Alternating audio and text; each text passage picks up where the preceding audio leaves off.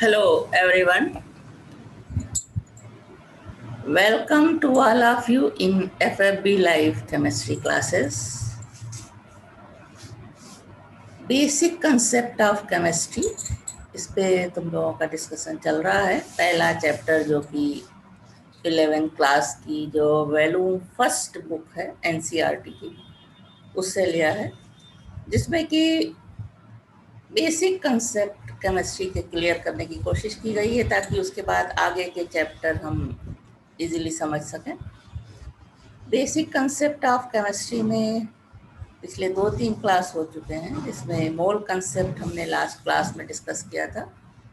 आज की क्लास में हम मॉलिक्यूलर फार्मूला किस तरह से निकालते हैं, परसेंटेज कंपोजिशन की मदद से। Percentage composition means percentage of element in any organic compounds, तो उसकी मदद से हम इंपेरिकल फार्मूला और मॉलिक्यूलर फार्मूला डिटरमाइन किस तरह से करते हैं। उसके अलावा केमिकल इक्वेशन किस तरह से लिखे जाते हैं, केमिकल इक्वेशन क्या है, ये सारी चीज़ें हम आज के क्लास में डिस्कस करेंगे।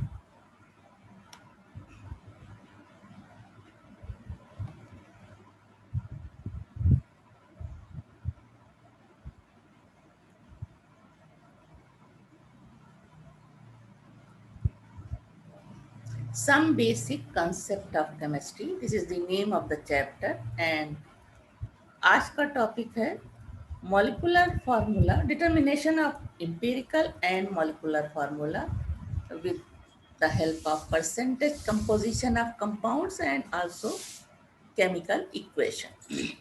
Now first, percentage composition of compounds, किस तरह से हम इसको निकाल सकते हैं। For the determination of empirical and molecular formula, the percentage composition of each element of the compound should be known. Percentage composition of a compound is a relative mass of each of the constituents element in 100 part of it, any percentage of element in given compound. The percentage of the compound is readily calculated from the formula of the compound.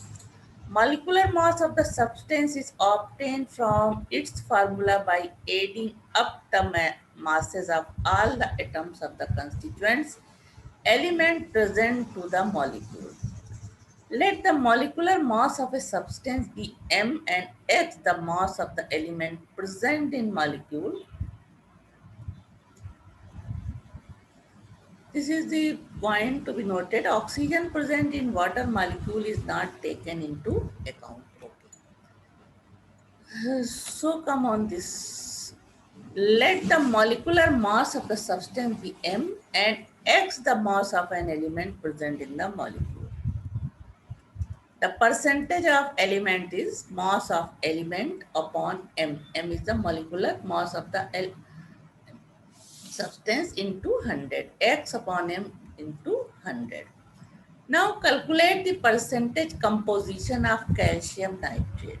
The formula of calcium nitrate is CaNO3 whole twice. Thus the formula mass of the molecular mass किस तरह निकालेंगे? Atomic mass of calcium, अब ये whole twice है तो इन सब के मास को ऐड करके 2 से मल्टीप्लाई करेंगे, तो 2 into atomic mass of nitrogen, उसके बाद ये 3 इंटू 2 6 हो जाएगा, ऑक्सीजन के एटम 6 हो जाएंगे, तो 6 into atomic mass of O। तो इस तरह से मॉलिक्यूलर फार्मूला मास अब तक CaNO3 हो जाएगा। कैल्शियम का एटॉमिक मास होता है 40 और यहाँ नाइट्रोजन का होता है 14 जो divide in multiplied by 2 plus 6 into oxygen का एटॉमिक मास 16। तो इन सबको रख करके ऐड करेंगे तो ये क्या मिलेगा हमें, फार्मूला मास और molecular mass of calcium nitrate. Now percent of calcium, percent of calcium निकालने के लिए इस पूरे जो फार्मूला है उसके मास में कैल्शियम कितना है 40 है, तो 40 and total mass of the calcium nitrate आया है 164, तो 40 अपॉन 164 इंटू 100 24% कैल्शियम इसमें प्रेजेंट है। उसके बाद percent of nitrogen, nitrogen present nitrogen present in calcium nitrate 2 into 14 is equal to 28 upon 164 total mass से डिवाइड करेंगे इंटू 100 तो 17% नाइट्रोजन परसेंट ऑफ ऑक्सीजन निकालते हैं जितने भी एलिमेंट प्रेजेंट हैं कंपाउंड में उनकी परसेंटेज को जोड़ करके 100 में से माइनस कर देते हैं this is the percent of oxygen Now another example, determine the percentage of water of crystallization. Iron, sulfur and oxygen in pure ferrous sulfate, FeSO4 0.7H2O. Now the formula mass or molecular mass of the ferrous sulfate क्या हो जाएगा? Atomic mass of ferrous, atomic mass of sulfur, 4 into atomic mass of oxygen and ये क्या हो जाएगा H2O 7 into molecular mass of H2O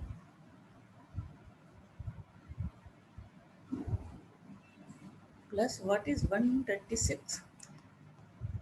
अब ये हम यहाँ पे atomic mass of iron 56, atomic mass of sulphur 34, atomic mass of 4 into O2 is 64 into 7 H2O तो ये हो जाएगा 7 into molecular mass of H2O. अब इन सबको ऐड करने पे हमें क्या मिलेगा 278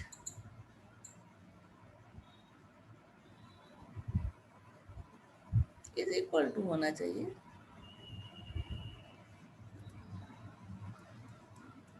सो वाटर ऑफ क्रिस्टलाइजेशन 7H2O ही तो है यहाँ पे 7 into molecular mass of H2O plus 126 is what?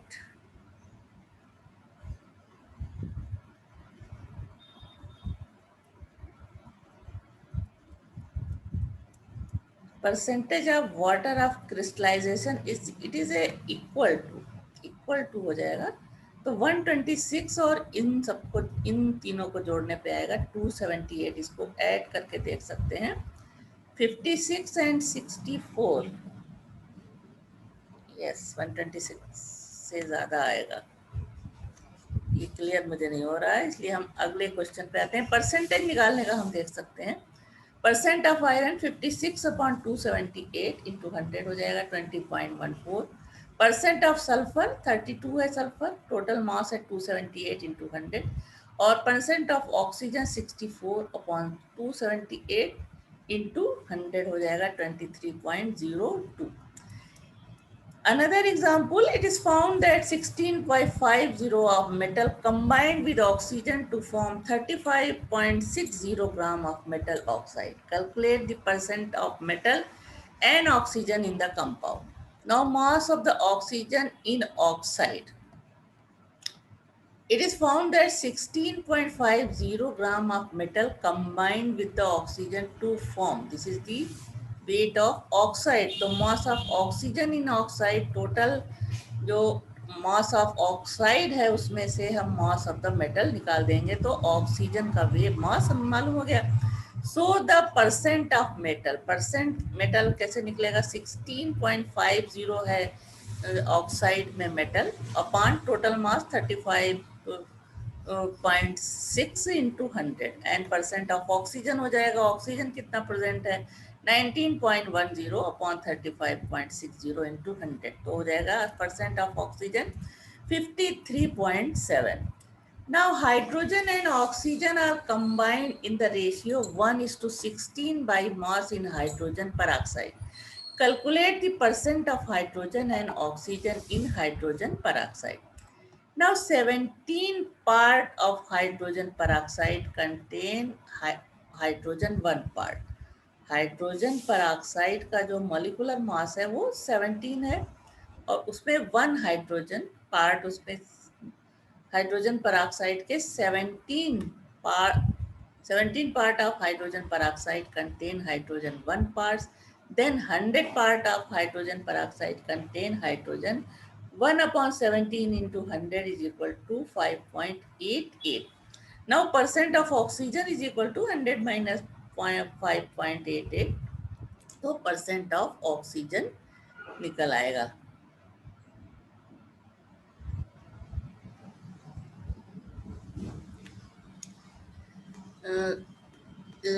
One and 16 दोनों को ऐड करेंगे तो 17 हो जाएगा।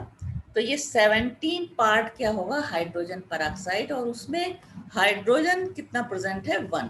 तो this is the 17 parts of hydrogen peroxide, and in 17 parts of hydrogen peroxide 1 part of hydrogen is present. उसके बाद अब 100 parts of hydrogen peroxide contain hydrogen, 1/17 into 100, तो इतना हो गया। अब 100 में से हाइड्रोजन का परसेंटेज माइनस कर देंगे तो हमें परसेंट ऑफ ऑक्सीजन मालूम हो जाएगा। तो किस तरह से परसेंटेज निकालते हैं, ये सारी कुछ एग्जाम्पल देख करके जाना। उससे पहले फार्मूला बताया था परसेंट निकालने का। उसके बाद हम आते हैं determination of empirical and molecular formula. The following steps are followed to determine the empirical formula of the compound. The percentage composition of the compound is determined by quantitative analysis. इसके लिए सबसे पहले हमें percentage composition निकालना होता है। उसके बाद the percentage of each element is divided by its atomic mass. It gives the atomic ratio of the element present in the compound. The atomic ratio of each element is divided by the minimum value of atomic ratio as to get the simplest ratio of the atom of elements present in the compound. If the simplest ratio is fractional, then the values of the simplest ratio of each element is multiplied by the smallest integral to get the simplest whole number for each of the elements. To get the empirical formula, symbols of various elements present are written side by side with their respective whole number ratio as a subscript at the lower right hand corner of the symbol. The molecular formula of a substance may be determined from the empirical formula. If the molecular mass of the substance can be obtained, the molecular formula is always a simple multiple of the empirical formula, and the value of simple multiple is obtained by dividing molecular mass with empirical formula. Example से इसको हम clearly समझ सकते हैं।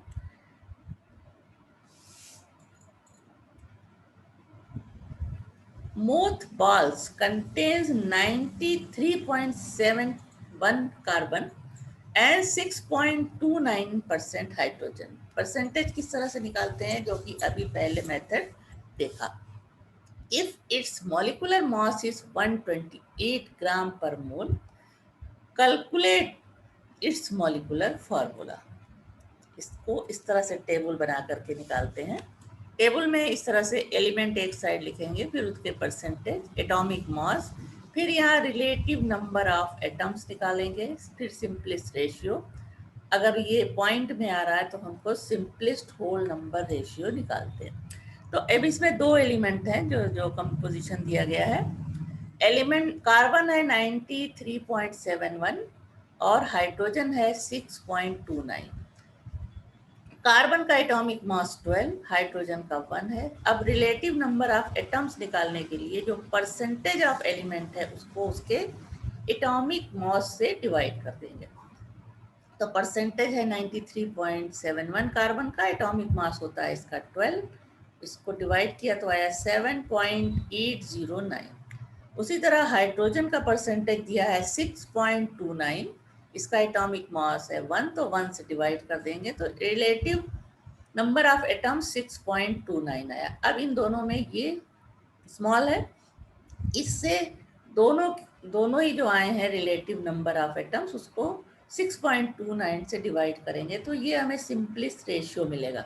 अब ये fraction में है तो इसको सिंपलेस्ट होल नंबर में लेंगे, तो किसी ऐसे नंबर से हम इसको मल्टीप्लाई करेंगे ताकि एक सिंपल रेशियो आ जाए।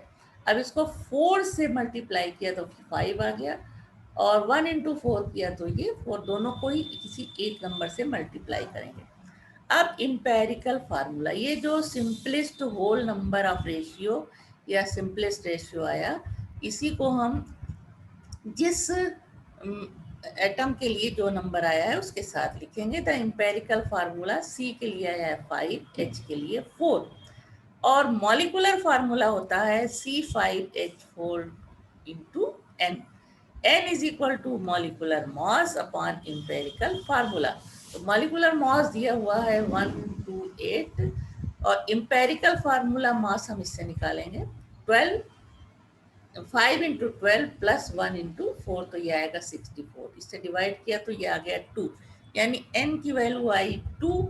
तो यहाँ पे C5H4 2 हो जाएगा, जब 2 से मल्टीप्लाई करेंगे तो आ जाएगा मॉलिकुलर फार्मूला C10H8। ये अल्टरनेटिव मेथड है, उसकी जरूरत नहीं है। हम अगले एग्जाम्पल पे आएंगे। Now calculate the empirical formula of a compound that contains 26% of potassium, 35.4% of chromium and 38.1% of oxygen. Here atomic mass of potassium 39 and chromium 52 and oxygen 16. उसी तरह से इसको निकालेंगे। एलिमेंट इधर लिख दिया एक साइड, उसके बाद उनका परसेंटेज और फिर उनका एटॉमिक मास जो कि दिया हुआ है। Now relative number of atoms, relative number of atoms किस तरह से निकालेंगे? Percentage is divided by atomic mass. तो पोटेशियम का परसेंटेज है ये, और इसका एटॉमिक मास डिवाइड किया तो रिलेटिव नंबर क्या आया? 0.68। क्रोमियम का परसेंटेज है 35.4 एंड मॉलिकुलर मास, तो इससे डिवाइड किया तो ये आया, ये भी आएगा 0.68। ऑक्सीजन का परसेंटेज 31.1, एटॉमिक मास है 16, डिवाइड किया इसको तो आया 2.38। अब सिंपलेस्ट रेशियो, इन सब में जो सबसे छोटा होगा उससे तीनों को डिवाइड करेंगे, तो ये यही है 0.68। डिवाइड किया तो सिंपलेस्ट रेशियो आया 1, लेकिन यहाँ पे आ गया 3.5। अब किसी ऐसे नंबर से मल्टीप्लाई करेंगे जिससे कि सिंपल रेशियो आए, तो 2 से करने पे ये 7 आ गया, और बाकी 1:2:1:2। तो अब इसका जो इम्पेरिकल फार्मूला है वो क्या हो जाएगा? के के लिए आया है 2, जो सिंपलेस्ट रेशियो है या होल सम रेशियो है, और Cr2 के लिए भी 2 आया है, O के लिए 7। तो empirical formula is K2Cr2O7। An organic compound on ELYSIS gave the following percentage composition: carbon 57.8%, hydrogen 3.6%, and the rest is oxygen. The vapor density of the compound was found to be 83. Find out the molecular formula. The vapor density of the compound was found 83. Find out the molecular formula of the compound. अब यहाँ हमको molecular formula किससे? Vapour density की मदद से निकालना है। बाकी चीजें उसी तरह से, एलिमेंट कार्बन, हाइड्रोजन, ऑक्सीजन, उनके परसेंटेज, उनके एटॉमिक मास। अब सिंपल रेशियो निकालने के लिए हर एक के एटॉमिक मास, हर एक के परसेंटेज को एटॉमिक मास से जब डिवाइड करेंगे तो ये नंबर आएगा 57.8 डिवाइडेड बाई 12 आएगा 4.82, 3.6 डिवाइडेड बाई 1 आएगा 3.6, एंड 38.6 डिवाइडेड बाई 16 आएगा 2.41। सिंपलेस्ट रेशियो के लिए इन सब में जो छोटा होगा ये है, इससे तीनों को डिवाइड कर देंगे तो रेशियो मिला 2, 1.49 इंटू 1। अब इसको हमने 2 से मल्टीप्लाई किया तीनों में तो आ गया 432। तो इम्पेरिकल फार्मूला आया C4H3O2। इम्पेरिकल फार्मूला मॉस निकाल लेंगे, 4 इंटू 12, 3 इंटू 1 एंड 2 इंटू 1683। तो क्या आ गया? ये इम्पेरिकल फार्मूला मास। अब मॉलिकुलर मास कितना होता है? Vapour density 2 into vapour density, तो हो जाएगा 2, वेपर डेंसिटी दी हुई है 83, तो मॉलिकुलर फार्मूला मास जो है 166। अब n हम निकालेंगे, n is equal to molecular mass upon empirical mass, तो मॉलिकुलर मॉस हमें इससे मिल गया वेपर डेंसिटी की मदद से, और इम्पेरिकल मॉस हमने निकाला यहाँ पे, दोनों को डिवाइड किया तो n इज इक्वल टू 2 आया। तो अब molecular formula is equal to n into empirical formula हो जाएगा 2 into C4H3O2 is equal to C8H6O4। तो इसमें ज़्यादा क्लियर तरीके से सारी चीज़ निकालने का तरीका बताया हुआ है, पहले भी हालांकि बताया था उसी तरह से। Now an easy method for molecular formula determination. The number of atoms of element in compound is equal to % of the element upon 100 into molecular mass of the compound of atomic mass of the element. A compound has 39.9% carbon, 6.09% hydrogen, and 53.41% of oxygen. Molecular mass of the compound is 60. Calculate its molecular formula. The number of carbon atom, percentage upon 100 into molecular weight upon atomic weight is equal to 39.9 upon 100, 60 upon 12 is equal to 2. The number of hydrogen atom हो जाएगा percent upon 100 into molecular weight upon atomic weight. Molecular mass जो यहाँ पे दिया गया है वो लिया जाएगा upon 100 into, this is the percentage upon 100 into molecular mass upon atomic mass हो जाएगा 4। इसी तरह से नंबर ऑफ ऑक्सीजन भी निकालेंगे, परसेंट कितना है 53.4 अपॉन 100, और जो मॉलिकुलर मास है वो है 16 and atomic mass 60 and atomic mass 60, हो जाएगा आएगा ये 2। तो molecular formula of the compound, सबके नंबर आ गए, कार्बन कितना है, हाइड्रोजन कितना है, ऑक्सीजन कितना है, तो उसको रखने पे हमें मिलेगा C2H4O2। If the elemental composition of butyric acid is 54.2%, carbon 9. Element composition of butyric acid is 54.2% carbon, 9.2% hydrogen, 36.6% oxygen. Determine its empirical formula. Molecular mass of butyric acid is 88. What will be its molecular formula? Element 3 है, carbon, hydrogen, oxygen, percentage 54, 9.2, 36.6, relative number of atoms, हर एक के percentage को उसके atomic mass से divide करेंगे तो relative number of atoms आ गया। अब इनमें सबसे कम जो है उससे इन तीनों को डिवाइड करेंगे तो सिंपलेस्ट रेशियो आया 1.974, 4.021 एंड 1। तो इसको हम सिंपल रेशियो में, सिंपलेस्ट होल नंबर में भी ले सकते हैं, 1.974 है इसको 2 ले सकते हैं, 4.0218 है तो हम इसको 4 ले सकते हैं, और ये 1 आया।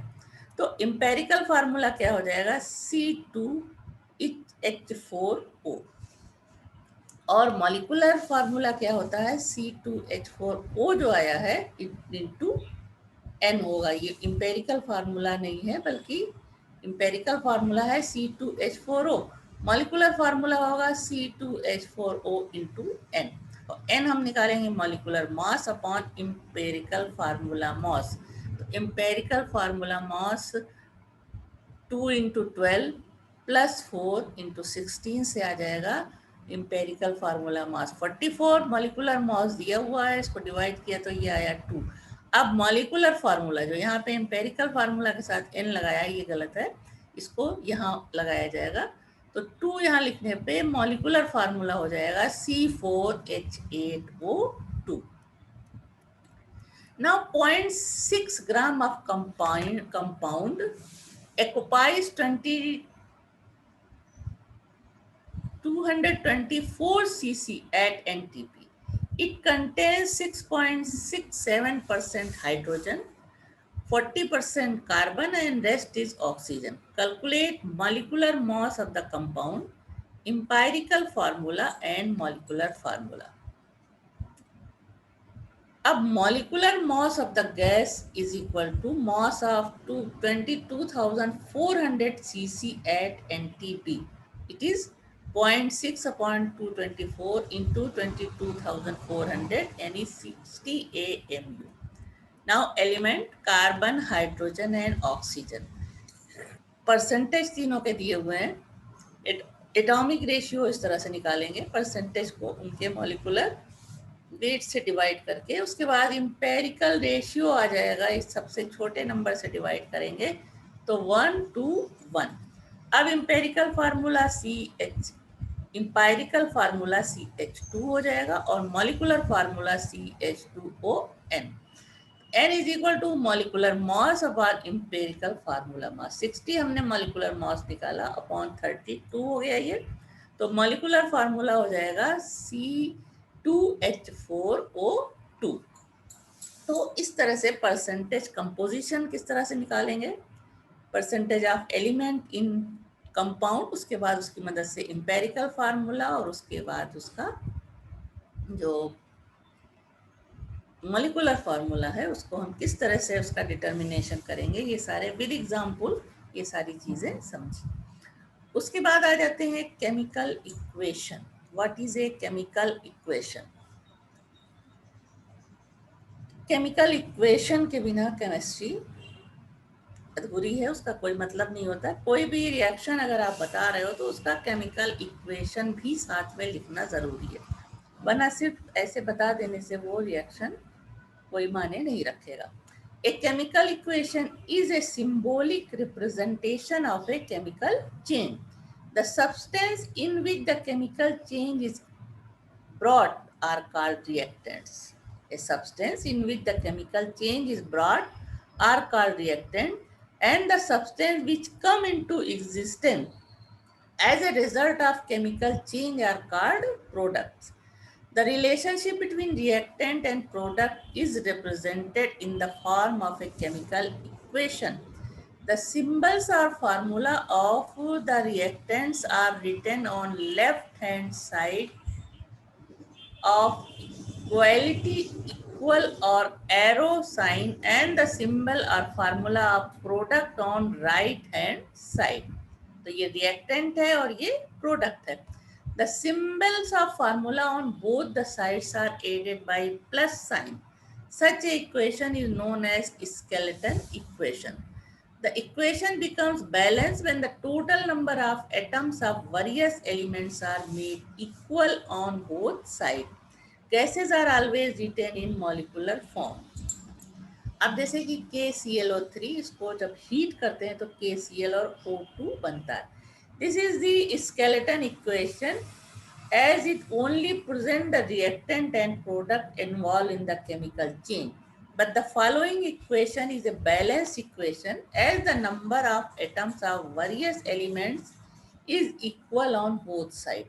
तो ये स्केलेटन इक्वेशन है जिसमें ये तो पता चल रहा है कि ये रिएक्टेंट है और ये प्रोडक्ट, लेकिन इसमें बैलेंस नहीं है, नंबर ऑफ ऑक्सीजन बैलेंस नहीं है. उस तो जब बैलेंस रिएक्शन तब होगा, रिएक्टेंट्स यहाँ पे क्योंकि यहाँ O2 बन रहा है, KCl बन रहा है, यहाँ O3 है, तो दोनों साइड बैलेंस करने के लिए इसको 2KClO3, तो ये 2KCl हो जाएगा और ये 3O2. तो यहाँ पे 6 ऑक्सीजन, यहाँ भी 6 ऑक्सीजन, 2Cl यहाँ भी और 2K यहाँ दोनों तरफ, यानी दोनों साइड में इक्वलिटी का जो चिन्ह है, इसके दोनों साइड नंबर ऑफ एटम्स बराबर होने चाहिए, वो कहलाता है balance reaction.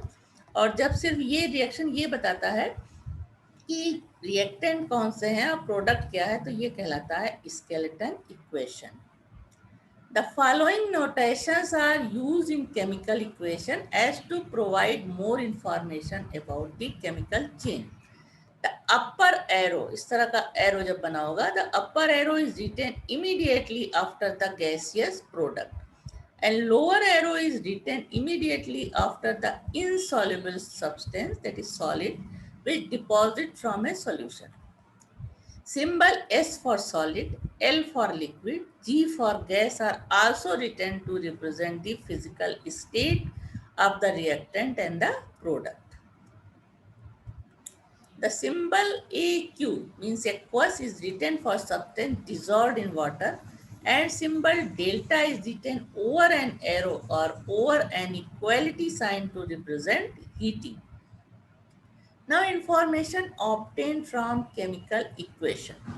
A balanced chemical equation provides the following information. First, what are the reactants and product involved in the chemical chain? The relative number of molecules of reactants and product, the relative number by part of mass of reactant and the product, the relative volume of gaseous reactants and products. For example, consider the following reaction. CH4 is in gaseous form, so write G plus 2O2, this is oxygen in gaseous form, तो यहाँ पे जी लिखेंगे. Product, ये दोनों reactant हो गए, plus sign से लिखे गए. उसके बाद इक्वलिटी के बाद प्रोडक्ट क्या बन रहा है, इन दोनों के रिएक्शन के बाद जो प्रोडक्ट बन रहा है उसे लिखेंगे. CO2 बन रहा है जो गैसियस फॉर्म में, तो यहाँ जी लिखा. और H2O वेपर बन रहा है, 2H2O वेपर बन रहा है गैसियस फॉर्म में, तो इसको भी जी लिखेंगे. This equation tells us that methane and oxygen are reactants and carbon dioxide and water are product. One molecule of methane reacts with 2 molecules of oxygen to produce 1 molecule of carbon dioxide, and 2 molecules of water, or 1 mole of methane. 1 mole of methane reacts with 2 mole of oxygen to produce 1 mole of carbon dioxide and 2 mole of water, और 16 gram of, उसको इस तरह से भी लिख सकते हैं. इसका जब मॉलिकुलर मास निकालेंगे तो आएगा 16 ग्राम. 16 ग्राम of methane reacts with 64 gram of oxygen to produce 44 gram of carbon dioxide and 36 gram of water. इन सबका जो मॉलिकुलर वेट निकालोगे तो इतना आएगा. This equation also tells us that 1 volume of methane reacts with 2 volume of oxygen to produce 1 volume of carbon dioxide and 2 volume of steam under similar conditions of temperature and pressure. Now, limitations of chemical equations. A chemical equation failed to provide the following information: the actual concentration of the reactants taken and the actual concentration of the product obtained. Time taken for the completion of the chemical chain, that is the speed of the reaction, and condition applied for the bringing the chemical chain, whether the reaction is reversible or irreversible. Heat changes accompanying reactions, whether heat is evolved or absorbed. The following efforts have been made to make the chemical equation more informative and introducing. Now, experimental condition. If a particular chemical change occurs under certain temperature and pressure condition, these are mentioned above and below the sign of arrow or equality. N2 plus 3H2 reacts at the 2 atmospheric pressure and 450 degree centigrade. तो उसको इस तरह से arrow के ऊपर नीचे लिखते हैं, या इक्वलिटी साइन है तो उसके ऊपर नीचे लिखते हैं. तो these are the reactant and this is the product. If the reaction occurs in presence of catalyst, it is written above the sign of arrow or equality like this. In this reaction, platinum is a catalyst. It is right and written above the sign of arrow or sign of equality. Now, heat evolved or absorbed. The heat evolved or absorbed in a chemical chain can be represented by adding or subtracting the amount of heat on the right hand side. When the heat is evolved, it is written like this: N2 plus O2, 2NO बनता है, तो heat release होती है 43.2 kilo calorie, तो इसको minus लगा के लिखते हैं. एंड जब हीट एब्जॉर्ब हो रही है C प्लस O2 में, तो इसको प्लस के साथ रिएक्शन में ऐड करते हैं. रिवर्सिबल और reversible nature. Reversible reactions are shown by changing the sign of equality और arrow with sign of double arrow. Equilibrium चल रहा है इसमें, यानी NH3 वापस N2 और H3 में कन्वर्ट हो जाती है, तब इसको कहते हैं रिवर्सिबल रिएक्शन, यानी दोनों साइड रिएक्शन चल रहा है, तब इसके लिए साइन ऑफ डबल एरो इस तरह से लिखा जाता है। Now types of chemical equation. Chemical equations are of two types, molecular equations and ionic equations. Molecular equations are those in which reactants and product are represented in form of molecules like barium chloride, sodium sulfate. Product are barium sulphate and sodium chloride, तो molecular form में लिखा जा रहा है। इसी तरह sodium hydroxide reacts with sulphuric acid, the product are sodium sulphate and water. Ionic equation are those in which reactants and products are written in ionic form. The molecular equation barium chloride plus sodium sulphate, barium sulphate बनता है और sodium chloride. It can be written in ionic form, barium Ba2 plus हो जाएगा, 2Cl minus हो जाएगा, plus 2Na plus हो जाएगा और SO4 2 माइनस।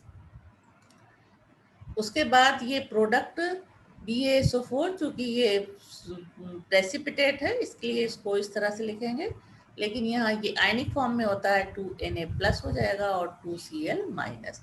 इन शॉर्ट इस रिएक्शन को हम इस तरह लिख सकते हैं Ba2 प्लस, यहाँ ये इस तरह से होता है Ba2 प्लस और सल्फेट आयन मिल करके रिएक्शन करते हैं, बेरियम सल्फेट बनाते हैं, लेकिन ये इनसॉल्युबल प्रेसिपिटेट होता है, लेकिन बनता इन दो आयन से, तो हमको इसको इस तरह से लिख सकते हैं।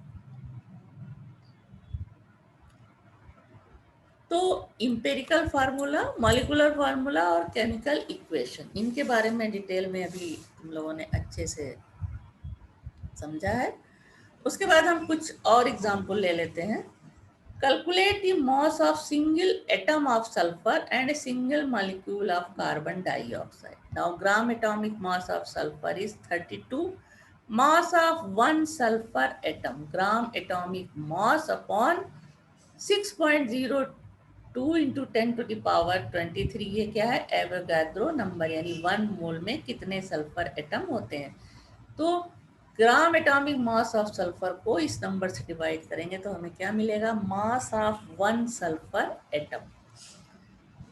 Formula of carbon dioxide is equal to CO2, molecular mass of CO2 इस तरह निकालेंगे 12 + 2 × 16 44, ग्राम मॉलिकुलर मास ऑफ CO2 हो जाएगा 44।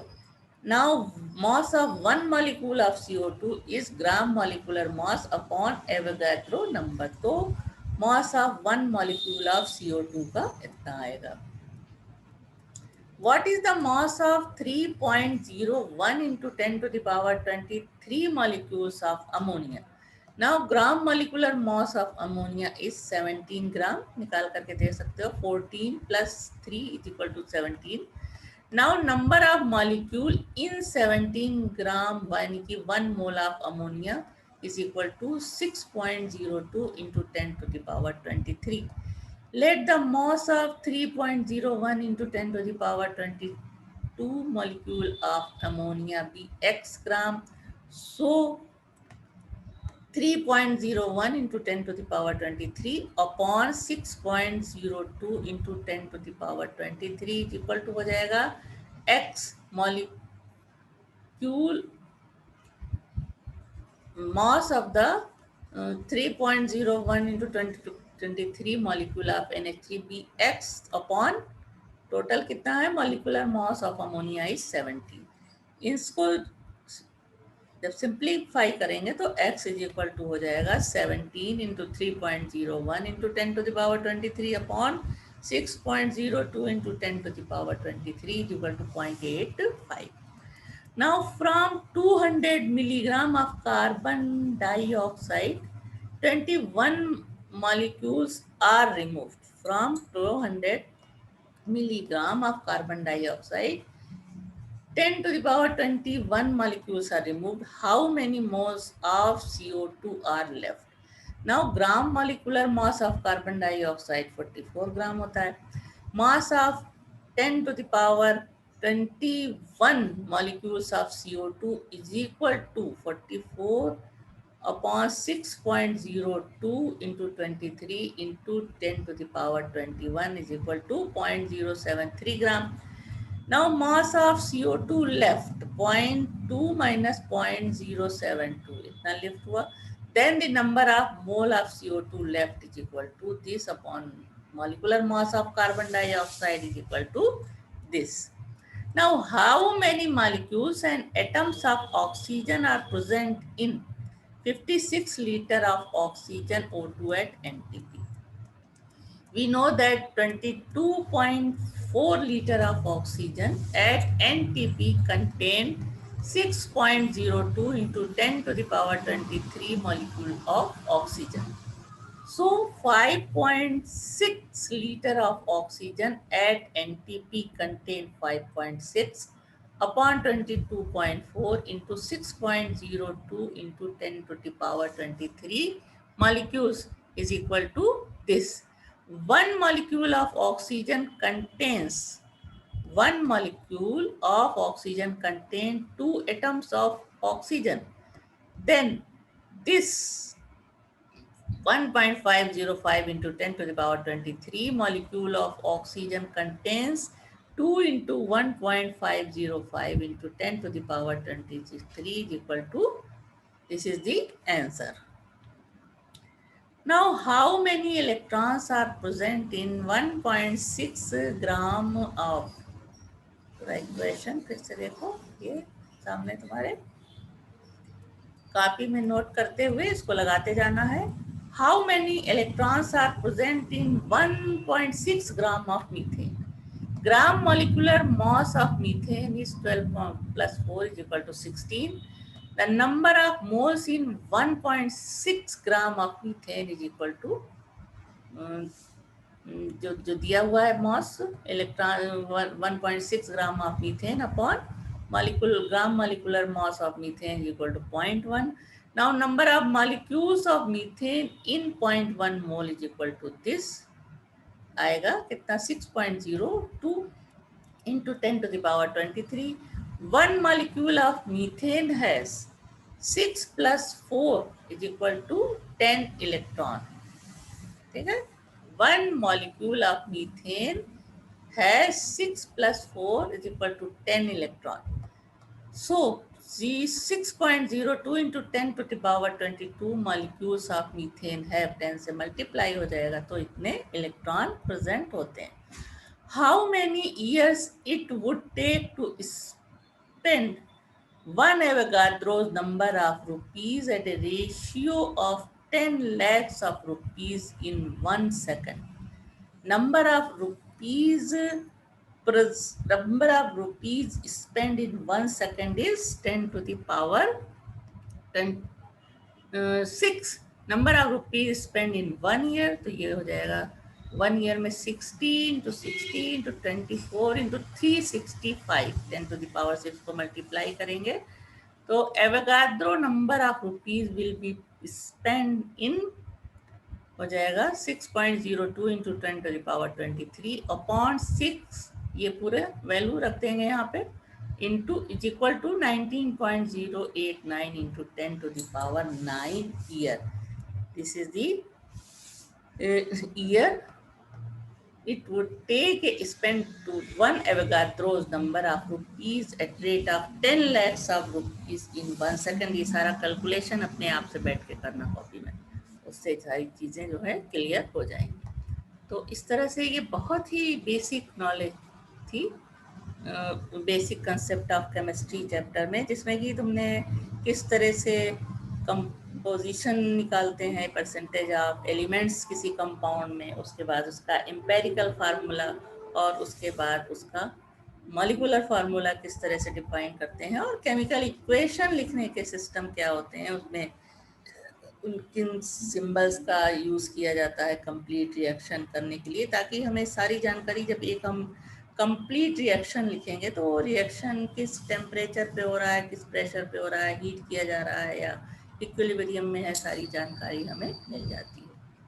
उसके बाद हम अगले क्लास में स्टोइकियोमेट्री पे डिस्कस करेंगे.